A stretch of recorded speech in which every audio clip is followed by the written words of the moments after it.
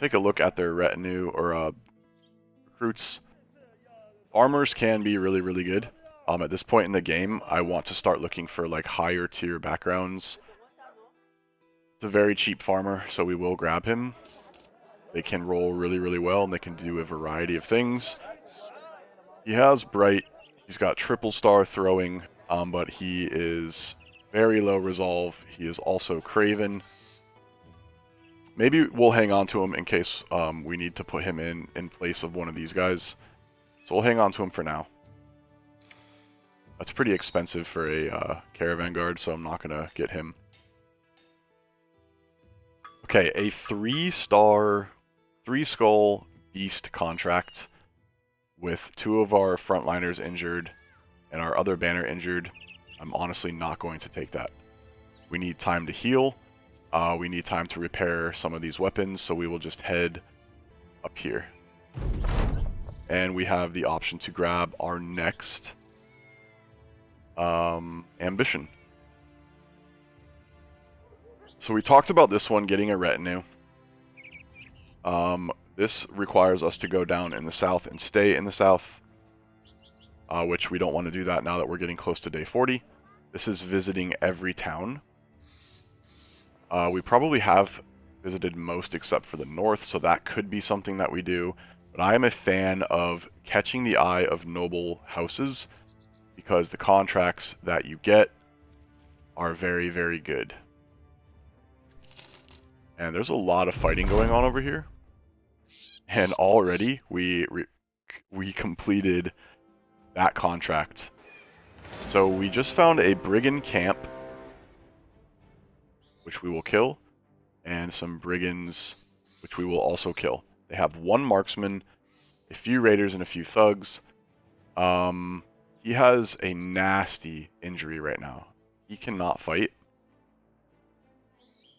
He still can fight with less damage. Our banner is pretty weak. We're going to throw him in some gear. And what we'll do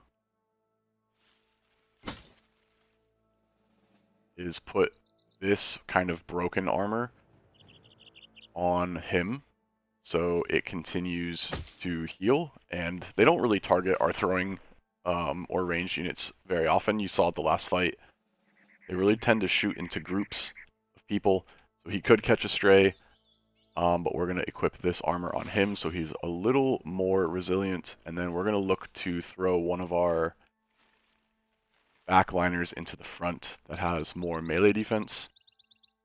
And actually we'll put this on him just to keep him a little more protected. It's a better armor. And then we're just going to throw this guy in the back. And we'll give him that pike.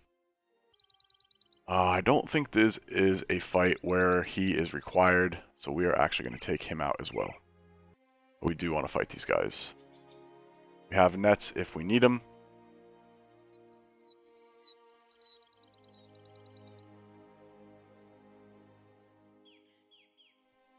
If it was a couple marksmen, I would be a lot more worried, but it's just 1. He has a reach weapon. But once we kill these thugs, the fight is all but over. And we totally forgot to give our frontliner a weapon, which was really dumb. So we'll have to switch to these throwing weapons. Maybe we don't. I'm trying to do this to tie him up. We could take a hit here, but he has good armor, good defense, so we're fine. 90, 90. We could potentially dagger some of these guys. He has dodge, so I'm okay.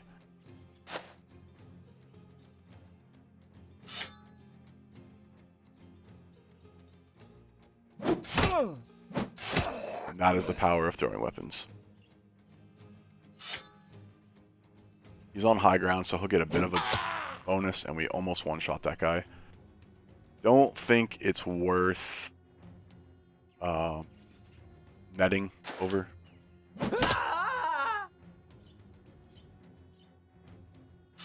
We're definitely going to dagger this guy. He does not have a dagger, but we're just trying to get the surround.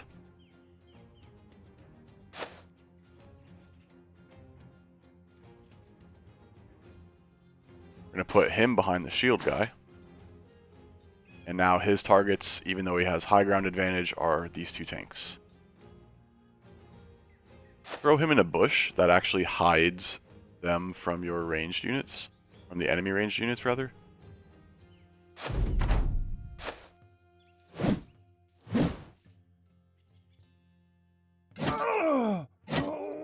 And because he's surrounded, he goes down super quick. Switch back to our... we could potentially dagger all of these guys.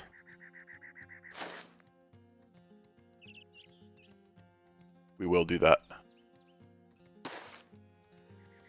But first, we are going to need to get him off of this high ground. And we do that no problem.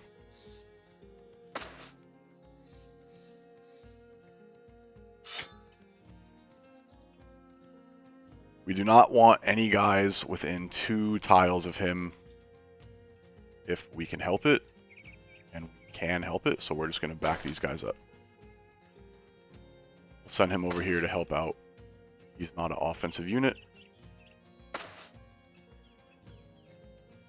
He's fine where he's at. Gets a good hit on our throwing tank, which is unfortunate.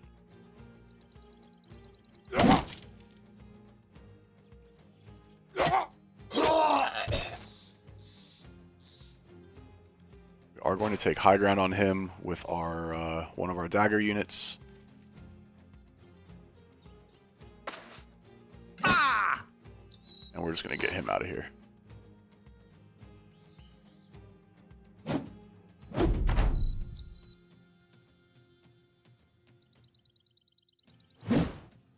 So again, when they're close like that, they have a nerf because they're using a reach weapon.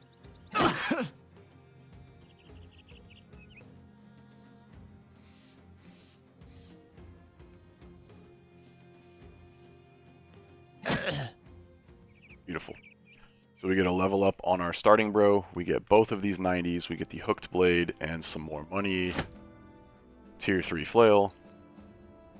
So every fight is worth taking, again, that you can. Like if you are avoiding small patrol fights like that, to me that says you are very under-leveled. Yes, we have run from a few camps, but it's very, very rare we will not take a enemy patrol. The only one we skipped out on was the goblin one that had the overseer and those scary kind of units, the shaman and all that. Going to take these health, and we are going to take this one.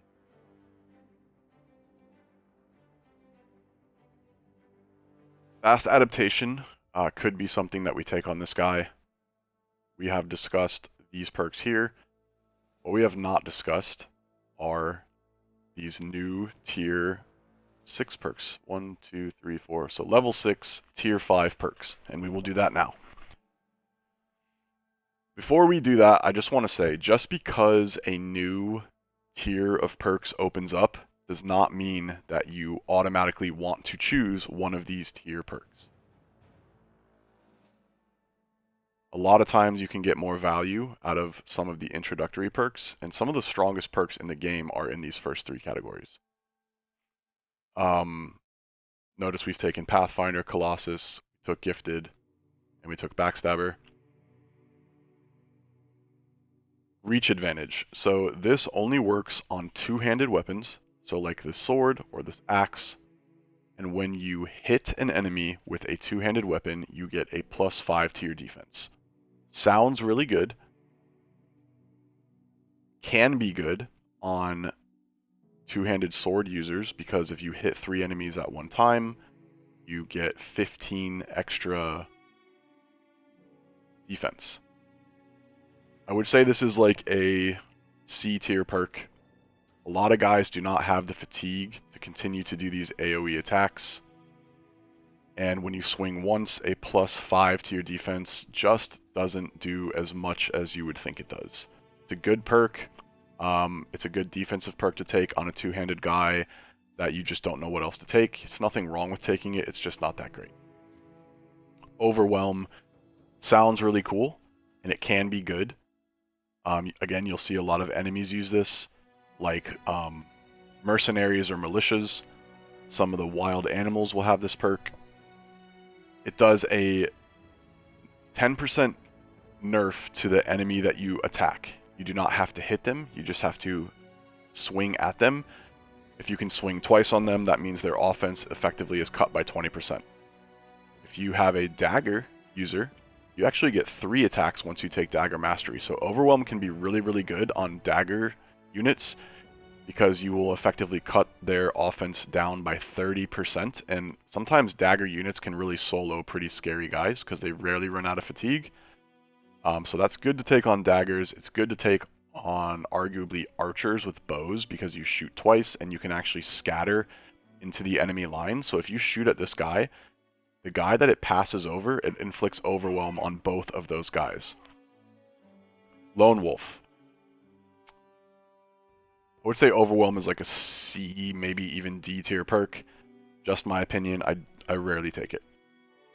Lone Wolf is super niche perk. I would say that as far as how it scales your unit, it's S tier because it gives you 15% bonus to basically everything.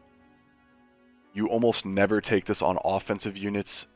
You almost always want to have this on your best tank. There will become a point in the game where your tank will go way off on his own and tie up 8 enemies by himself. And Lone Wolf gives him 15% extra to what potentially will be 60 to 70 melee defense. So you're getting 15% on top of that, which takes him to almost 80 melee defense. If he's confident, it takes him almost to 85, almost 90 melee defense. Super important. There are some builds that they don't even require it, but that you can take Lone Wolf on to fight like very hard 1v1 fights. Rarely does that happen in this game, but you can 1v1 a barbarian twice actually, and you get a pretty cool weapon from the Icy Cave where you can take Lone Wolf to get a pretty big buff. We may do that eventually, but I would say Lone Wolf on its own is like a C or D tier perk for the average person. It's almost never going to do anything in an average fight, but on your tanks it's like S tier, A tier at worst. Underdog is another interesting perk. Absolutely crucial for your tanks. Absolutely crucial for your fatigue neutral offensive units. On everybody else, I think you can avoid it. And it sounds really good because it doesn't give enemies the buff to backstabber. So let's read it. It says the defense Malouz due to being surrounded by opponents no longer applies. If an enemy has backstabber perk, it's negated. So essentially if your guy gets surrounded, the surround bonus to the enemies, if they do not have backstabber, is negated. If they do have backstabber, which few units do, but zombies are one that have it, then it only gives them +5 instead of +10. So on your tanks, 100% A tier, maybe S tier perk. On your offensive units, it's kind of a waste of a perk. There are a few exceptions, but I see a lot of people taking Underdog, and I'm kind of guilty of that as well because it's like one of those perks that you like really want your guy to survive so it can do some stuff now, but I would argue like you just shouldn't be putting your offensive units in a bad position to begin with. That's why you have tanks. So I would say overall Underdog is a C tier perk, but on the right builds like fatigue neutral and tanks, it is A or S tier. Footwork, another perk you see a lot of enemies use. Goblins use it, blade dancers use it. There's a number of guys that use footwork. I never take this perk. I don't think I've ever taken this perk. It allows you to use an action to break away from contact and either run away or hit them with a reach weapon or like use a throwing spear and hit them. Essentially kind of does what rotate does. Because I've never taken it, I honestly don't have much experience and I can't really speak on it. I don't even know the amount of fatigue that it costs, but I'm going to assume it's like somewhere north of 20 because all these other perks where you can change positioning are pretty fatigue heavy. I don't have any experience with it, so I can't really speak on it. I can just say that I've never taken it myself, and I think that it's a very niche perk, and there's probably other things you can do that will give you more of a power spike 9 times out of 10 than footwork would. If you want to take it on some ranged units just in case they ever get in contact with something like an orc, could be very useful. Maybe we'll experiment with it and try to learn what some of these perks do, but I just wouldn't recommend you taking it if you are not sure. Like, take it to experiment with it, maybe watch some videos on it, maybe I'll do some videos on it and play around with it, but I really can't speak on that. On our guy that levels up now, I don't see much value from any of these. I'm very likely just going to take 9 lives on him to ensure his survivability is that much better. I might take Quick Hands to be able to allow him to switch weapons. And you know what? We are going to take Quick Hands, and I'm going to showcase what this build is capable of doing down the line. So we are going to drop this in his pocket, and you're probably thinking, like, if you don't know the build that I'm going for, that this is like a weird thing to do, but I'm going to show you, and it's actually really awesome. And I think we're good to go. Oh, we need to give this guy a weapon. What a goofy goober. And we'll go back and we'll count the number of units this place has. Didn't seem like that many. Many thugs, potentially 2 or 3 marksmen, some raiders. Not a tough fight. We are going to take it at night. Sucks that he got his head caved in. We'll just equip a new helmet. He is pretty low on armor, so we're going to give him a better armor, especially because he is in the front line.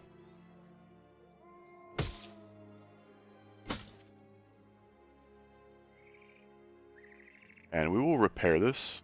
Pretty much busted. We'll give him this 70. Do a quick armor check.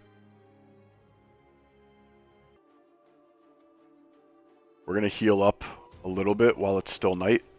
Heal some of our armor.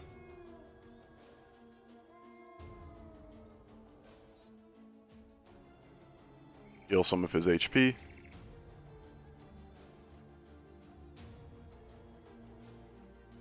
And we will fight this.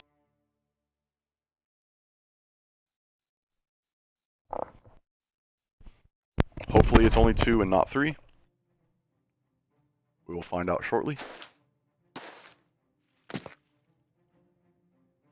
So one tactic that you can do when attacking a fortification like this is back up, and that will cause their ranged units to come out after you. I can't see what's going on, so we're going to wait.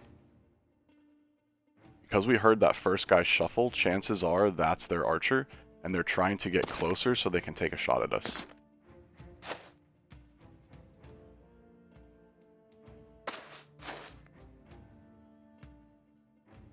I'm going to show you what I was talking about, and we're going to back up 2 tiles. More than likely their ranged units backed up twice, or came forward twice. This will cause them to have to come towards us again.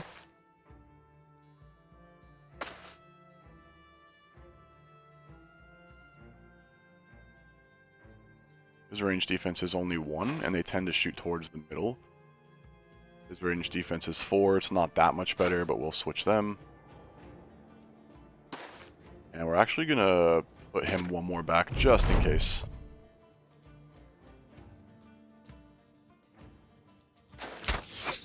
Okay, so now their archers have come out.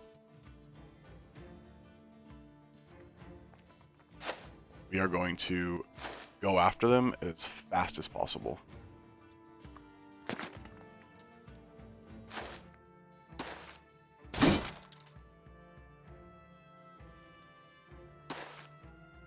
And And he is in contact now, which is going to cause all of their melee units to come after us.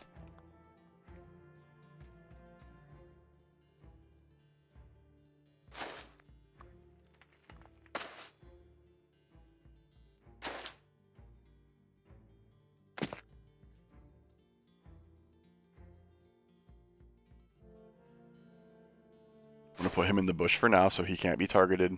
And at least we can get him up in the fight. So they have a tier 2 crossbow and a tier 2 crossbow. So they have 3 range units. The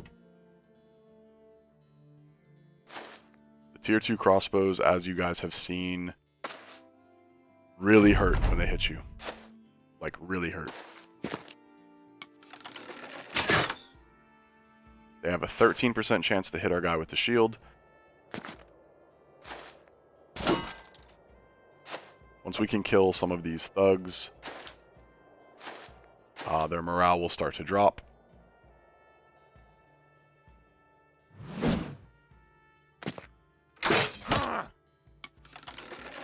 So he hits on a 21% chance.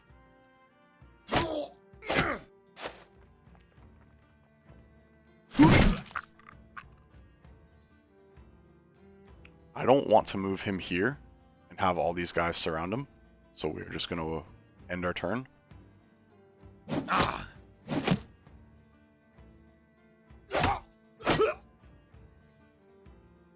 We're just going to shield wall with him. Actually, we're going to bump him away and allow him to tie up more units, hopefully. See if we can get a kill on him.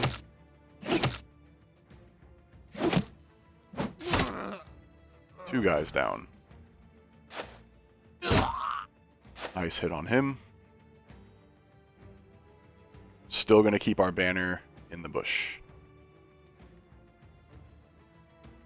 He has dodge. I am totally cool with going to 1v1 this raider, or this thug, but is that the smartest thing to do? I don't want to put him in contact with 3 guys. I do want to try to get to these guys as quick as possible. The issue is we have 1 tank down here and 4 guys. He's almost dead, but these 2 raiders are pretty dangerous. So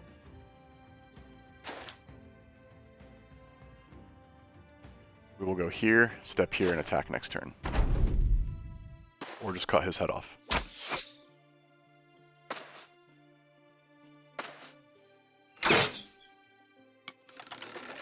This is why you take these fights at night.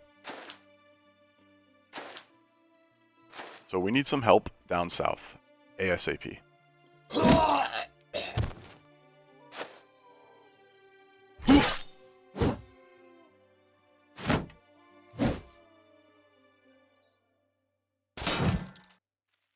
Bad miss.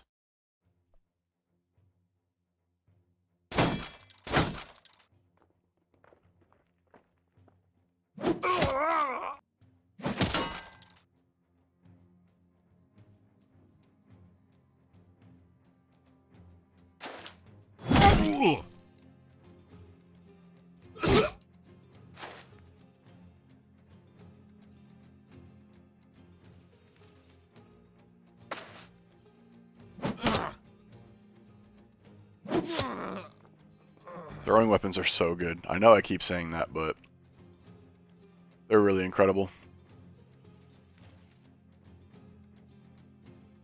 We're going to wait on him.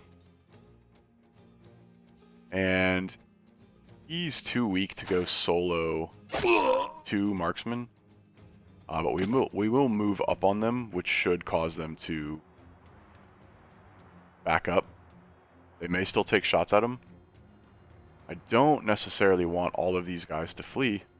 I'm not super scared of him. So we're going to tie these guys up. We're just going to leave our banner there.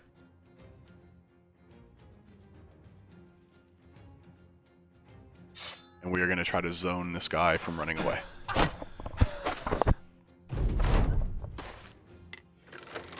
So he moved 2 tiles, so now he can't shoot us after reloading. And we will probably go solo this guy.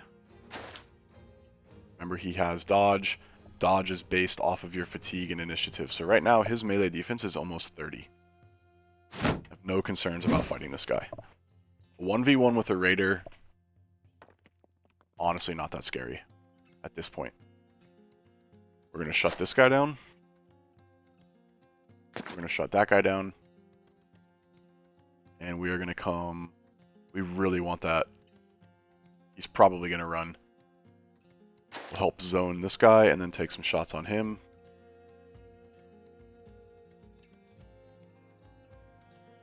We will not move too far. I could get closer to him, but I don't want to solo that guy. That's a death trap.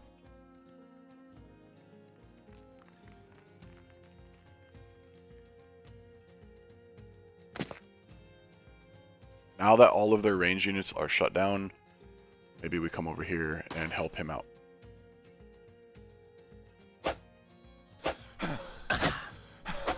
We didn't get to hold him.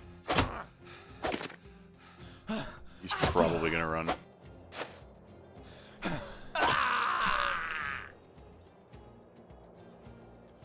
Come over here, help with him. And I don't want to waste any more ammo, so we'll just chill with these guys. He doesn't run, but luckily we have him tied up on our tank. Nice hit. Nice hit.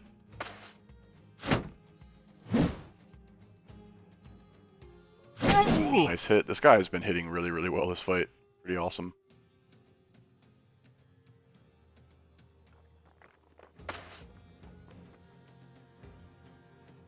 Try to zone him. Let's go for the kill here. Only thing we want to do is try to zone him. We're just going to shield wall now.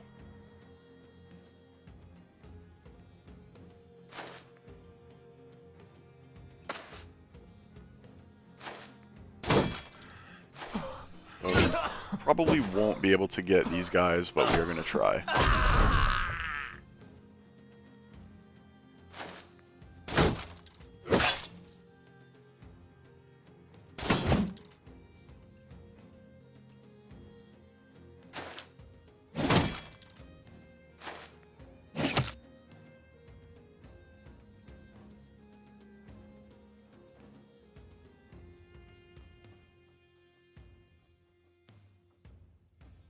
What I would like to do is zone them on the high ground.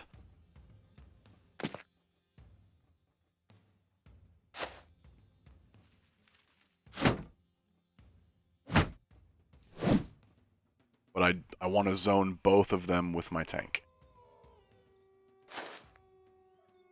Now I'll take high ground with the other guy.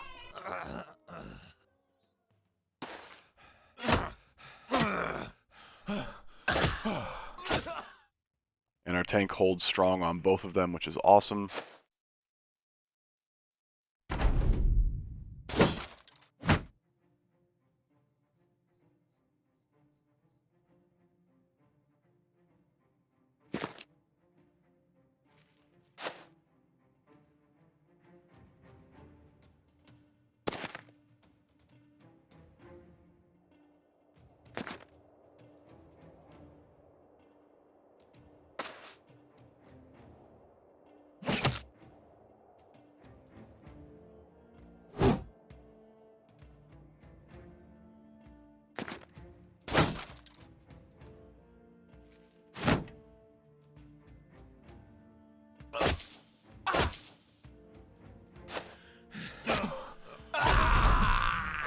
And we pick up those extra kills.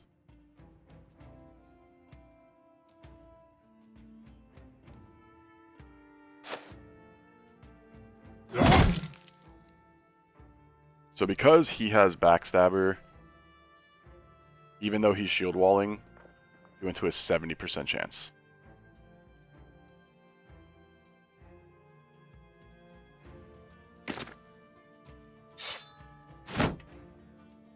I don't know that we've showcased riposte yet. But what that does is when you attack them and you miss, he will attack you back. We have a pretty good chance of hitting him, so I was willing to take that risk. And that is how you take out a camp. With Marksman. We are now full on loot, so you want to be careful. You don't want to miss out on the most valuable thing in that fight. So we're just going to get rid of this crappy little shirt. We'll take that treasure.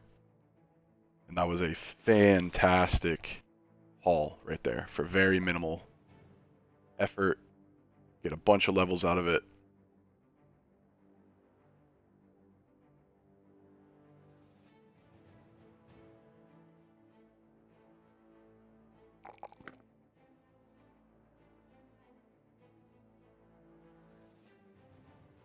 His initiative and fatigue is pretty low, so he will not benefit from dodge. For survivability purposes, we will probably go Colossus on him. We could also go Backstabber, but he's using a spear, so I don't know that that's necessary. We'll get him some more HP. Our other starting brother gets his 6th level. And he does have dodge, so we want initiative and honestly fatigue on this guy. Kind of hard to ignore this 4 in resolve though. We'll ignore it for now. Now, when you have a character with dodge, he is meant to be nimble down the line to save on fatigue cost. And we talked about this early on. You want to take Relentless. This keeps his dodge more effective throughout the battle. Cuts your penalty on your fatigue to initiative by 50%. So it's just more survivability in the fight. This is our crappy farmer. We're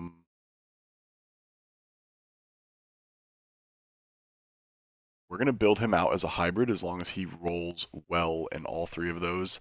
He's always going to roll well in ranged, but taking a 5 there is really, really hard to ignore. Farmers start with really good fatigue and typically really good hit points. I'm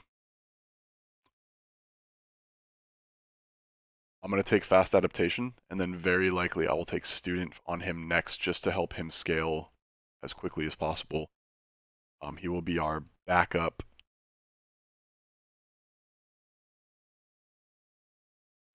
Fast adaptation hybrid. Okay, so we don't have any quests or anything happening right now, so we're just going to continue to try to clear this out. Got to be careful of our food. We need to get to a town quickly.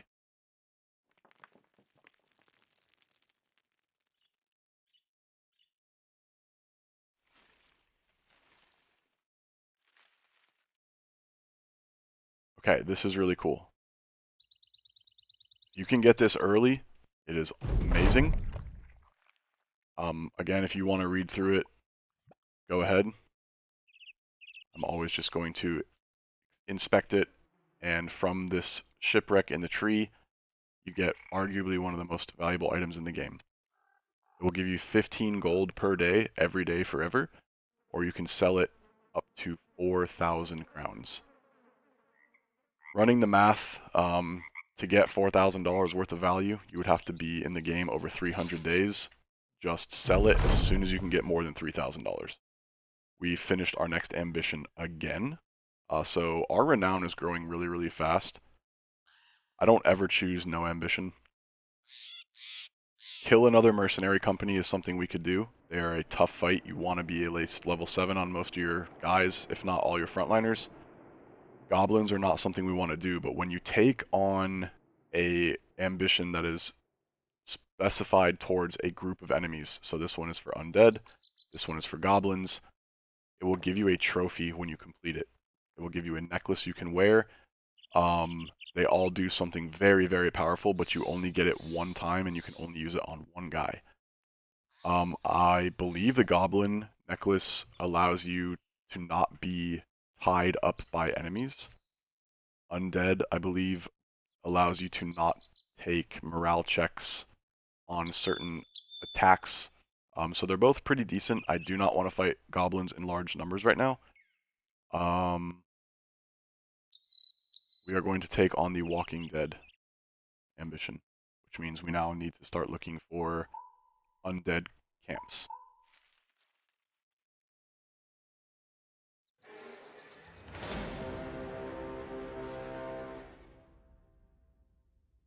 This could be brigands, it really could be anything.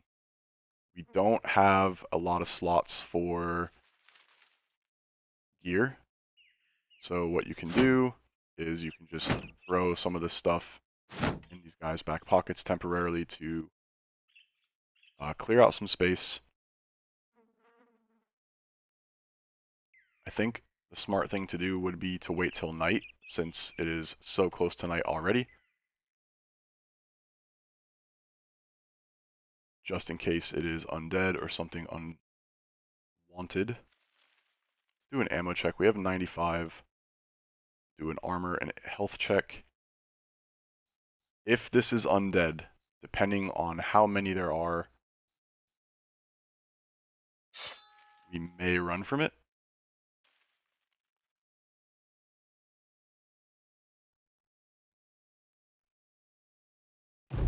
Kind of hoping it's brigands. Okay. It is undead, and that noise that you hear, the whispering, that is a Geist. If you hear growling, it could be nachos, it could be a fallen hero, but I do believe this is just going to be zombies and some Geists. So we will be showcasing Geists for the first time. I end my turn when I'm just fighting zombies.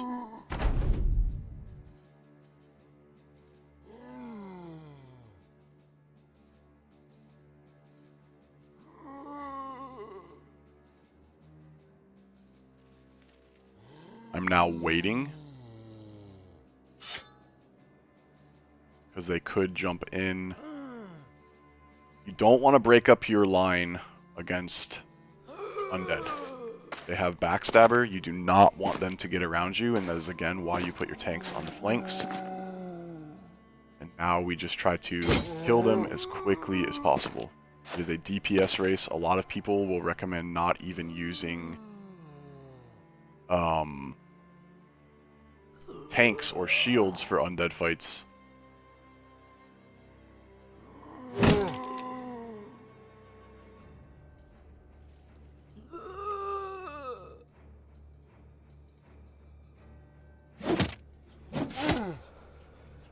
Geists are a bitch.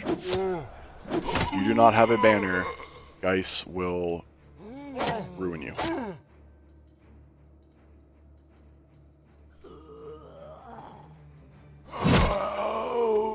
Getting confident, super important. I could spear wall here. Not going to waste the fatigue. This is going to be a pretty fatigue-intensive battle. These guys will come in, and they will start to scream at you, which breaks your morale and causes them to want to flee. So already he took off his confident bonus.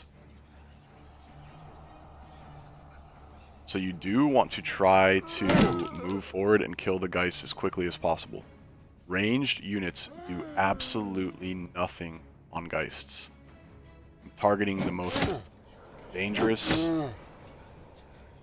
I will take a cheeky shot and hope to hit him. It will probably not hit. We got very lucky and killed the Geist. So the Geist have 1 HP. Using 3-headed flails against them is a great option. Again, I'm not going to break my line right now, put him out here and get him surrounded by 4 enemies when he doesn't have Underdog. So we are going to take some morale damage for a couple of rounds, but because we're confident, because we keep fighting so much, we should be okay.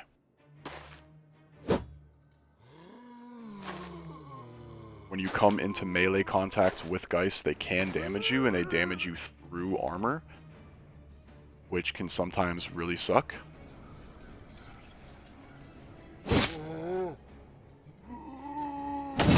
Trying to kill the guys that are going to provide the most surround bonus to our guys.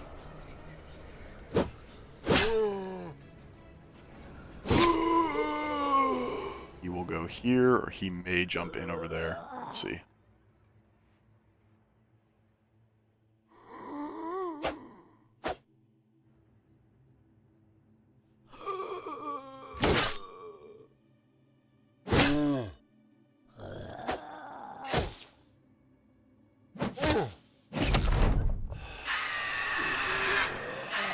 He is now wavering. He lost confidence.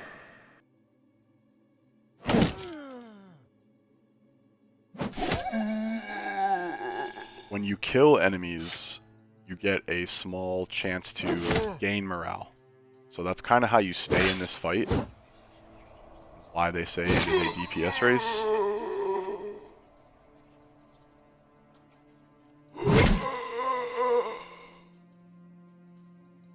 Could jump here, but chances are both of these guys are going to respawn, and then he's going to be stuck without underdog around 4 enemies. Not good.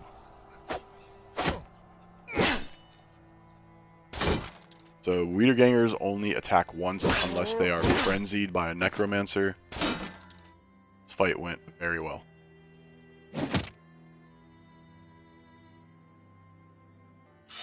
Can't switch to the pitchfork, unfortunately.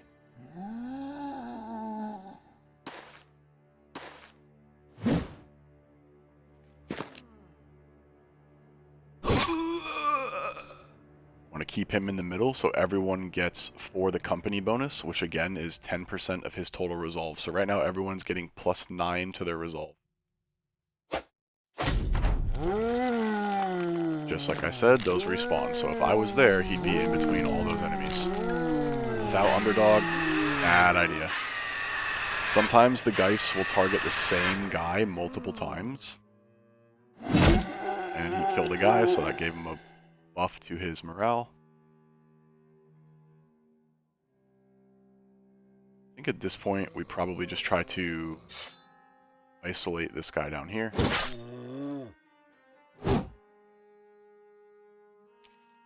And we're actually going to shield wall with him because he's surrounded and all 3 of these guys could potentially attack him.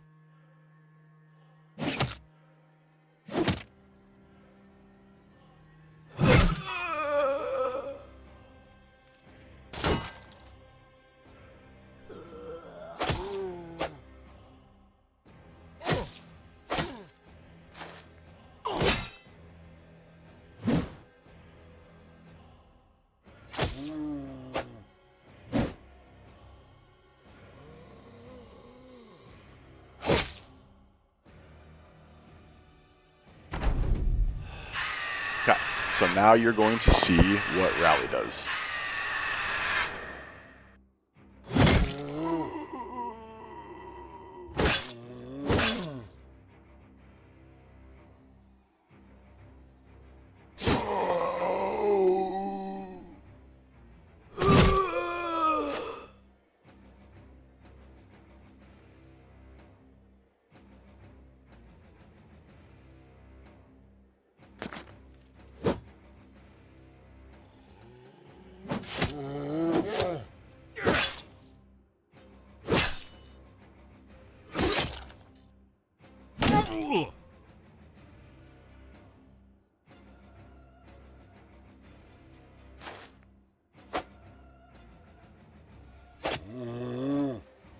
Okay, so we are going to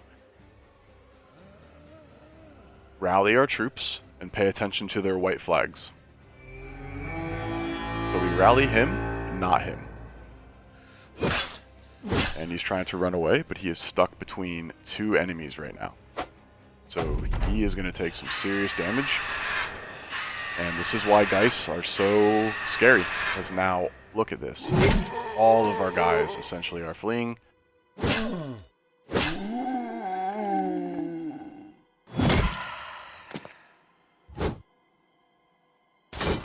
We have 1 Geist left. Cannot do anything with him. Get the lucky kill there. We are going to rally again. We rallied all 4 of them because our resolve is so high. So now it is just a matter of getting in here, and I meant to attack and I hit the wrong button, but that's okay. Just trying to kill these guys. They're hard to hit, no doubt about it.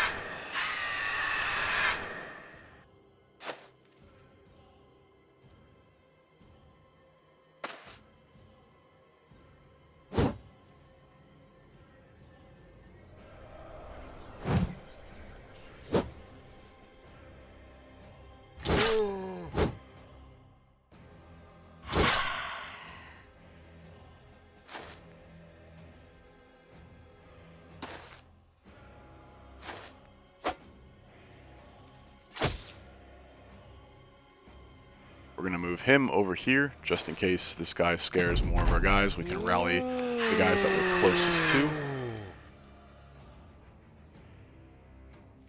We're going to wait on him.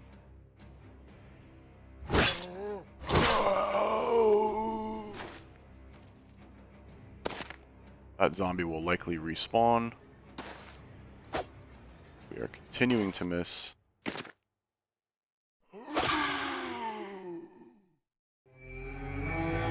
He's going to take some damage when he tries to flee. Big damage. Those cleavers do a lot of damage. And that is how you fight Geists.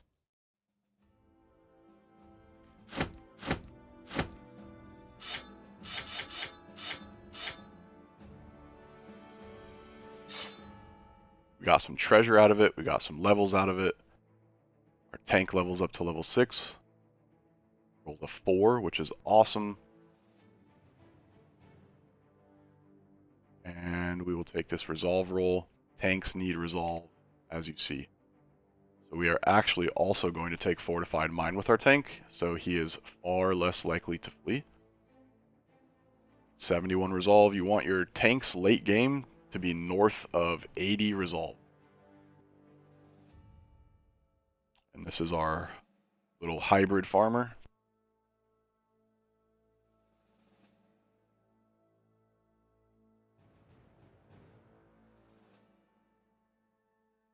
Who we will take gifted on now.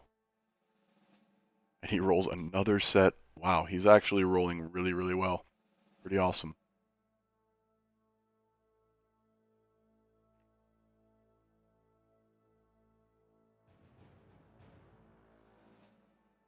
Okay. And it is time to go sell some of this stuff. Hopefully we have a good sell price here. We're heading to a big city. Again, the size of the village will kind of determine how much they will buy stuff from you. These are both kind of equal in size. That's a citadel would be the only difference. Let's see what we can get. So it is selling for under cost, which is not good. And it's probably because, again, they are terrified. If we can cure them of being terrified but keep ambush trade routes, we will get insane sell prices. So we're not going to sell yet. We need to find what we can do to not terrify their villagers. We're not going to do this yet. Not going to do that yet.